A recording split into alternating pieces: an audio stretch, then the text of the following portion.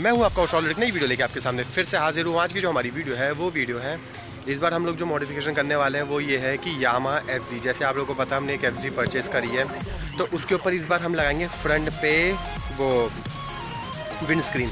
तो जो wind screen लगा रहे हैं वो देखो कैसे कैसे मैंने वीडियो में सारी चीज़ बताई है, तो जाके आप लोग करो इस चीज़ को एंजॉय। तो दोस्तों सबसे पहले हम इसके अंदर काम ये करने वाले कि सबसे पहले इसका जो आगे का छोटा वाला जो इसके अंदर वो लगा हुआ है विंड स्क्रीन छोटी वाली, वो हटाएंगे। ठीक है, देखो वो हटाने के बाद उसका पूरा पहले शेप देखेंगे कि कैसे कैसे शेप है, तो जाके आप लोग इस चीज़ को करो एंजॉय कि कैसे कैसे हमने करा इसका।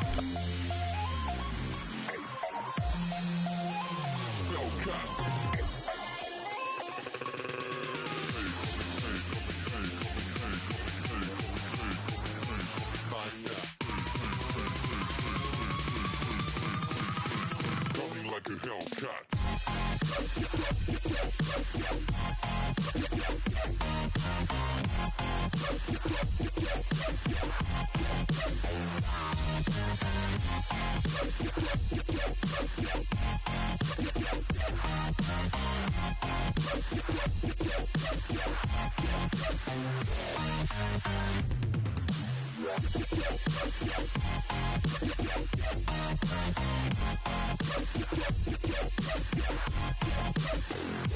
Hellcat.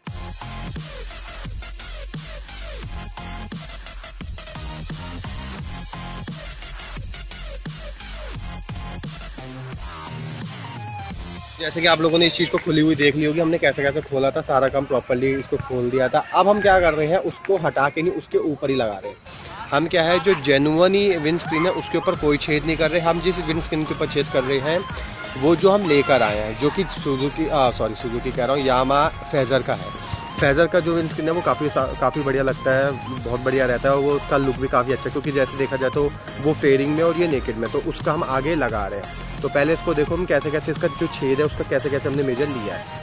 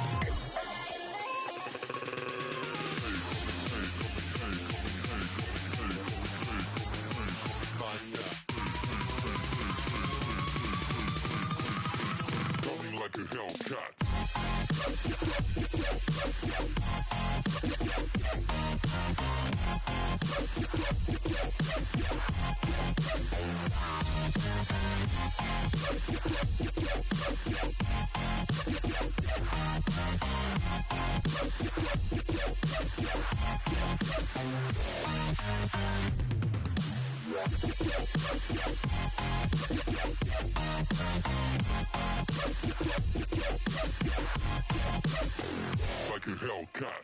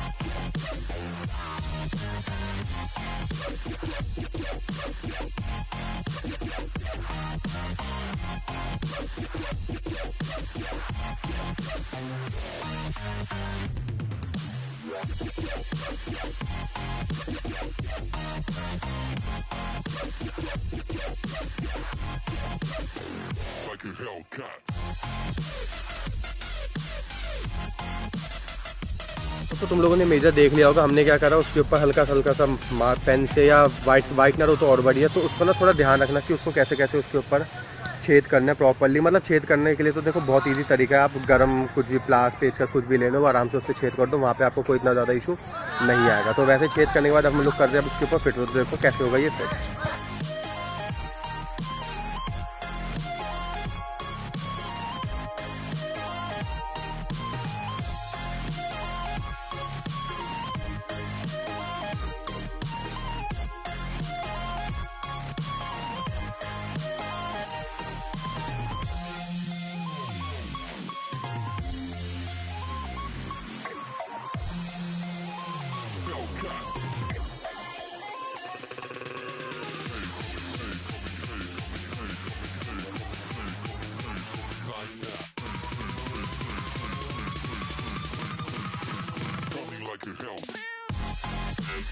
कि आप लोगों ने फिटिंग का देख लिया होगा, काफ़ी इजी प्रोसेस है। देखो चाहने में तो आप बड़े बोल्ट भी ला सकते हो सेम साइज़ के, लेकिन मैंने सोचा कि बड़े बोल्ट लाने का कोई फ़ायदा नहीं था, क्योंकि बड़े बोल्ट से कोई फ़ायदा नहीं था, वो उसी में ही आपका एडजस्ट हो जाता।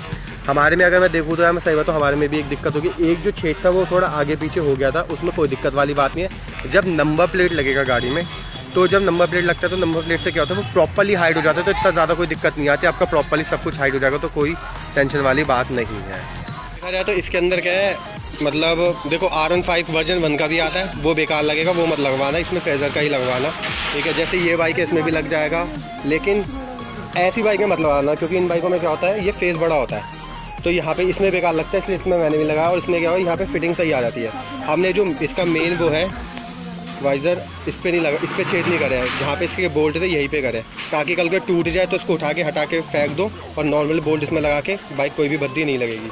और बाकी ये इस टाइप का इसका लुक आ रहा है। और एक बार तो मैं आगे से दिखाता हूँ, और आगे से इस तरीके से लग रही है, ठीक है। ज़्यादा ऊंचा भी नहीं है और ज़्यादा नीचा भी नहीं है। और जैसे कि तुम लोगों को पता है भाई, हर बार मॉडिफिकेशन से लेके सारा काम इसी शॉप में होता है, और ये वायरिंग से रिलेटेड काम हर बार। और शॉप का एक बार एड्रेस देख लो आप लोग, ठीक है। ये रहा अपना शॉप का एड्रेस, हरीश ऑटो इलेक्ट्रीशियन, ठीक है। और एड्रेस है D12 सेक्टर 9, और यहाँ पे होता है हमारा प्रॉपर्ली काम, ठीक है। वायरिंग से रिलेटेड काम ये करेंगे, और बाकी कुछ मॉडिफिकेशन या लाइट्स हो, सारी लाइट्स से रिलेटेड भी काम यहाँ पे यही करेंगे।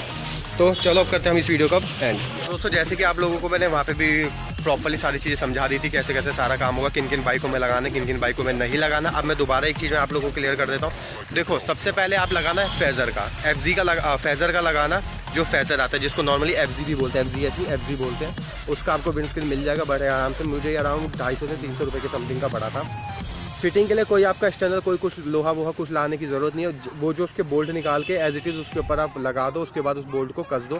लंबे भी बोल्ट आने की कोई ज़रूरत नहीं, कोई आपका कोई खर्चा नहीं आएगा इसके ऊपर। मेरे हिसाब से जो विंडस्क्रीन आएगी बस उसी का ही खर्चा आएगा, इसके अलावा और कोई खर्चा नहीं है। आप ये किसी भी बाइक में लगा लो, कोई दिक्कत वाली बात नहीं है। नेकेड बाइक में ज़्यादा लगाओ तो ज़्यादा अच्छा रहेगा, लेकिन मैं आपको अभी भी ये चीज़ बोल रहा हूँ कि कोई भी बाइक का जेन्युइन चीज़ को मत छिड़वाओ, ठीक है। आफ्टर मार्केट में आप उसको होल एडजस्ट आगे पीछे कर लो, इसके अलावा और कुछ मत करो। होल को आगे पीछे एडजस्ट कर लो, विंड स्क्रीन पे कर लो, कोई दिक्कत नहीं। विंड स्क्रीन 200 रुपये के टूट गए दोबारा आ जाएगी, कोई दिक्कत नहीं। लेकिन जेन्युइन पार्ट जो होता है वो जेन्युइन ही होता है, जो बाइक के साथ आया हुआ होता है। तो दोस्तों वीडियो पसंद तो लाइक करो, सब्सक्राइब करो, जो करना है वो को लिंक हमारे दिमाग में खराब करके और दिमाग में खराब करने का चैनल है राहुल वॉक्स करके उसको भी जाके जरूर सब्सक्राइब करना। तो ओके बाय।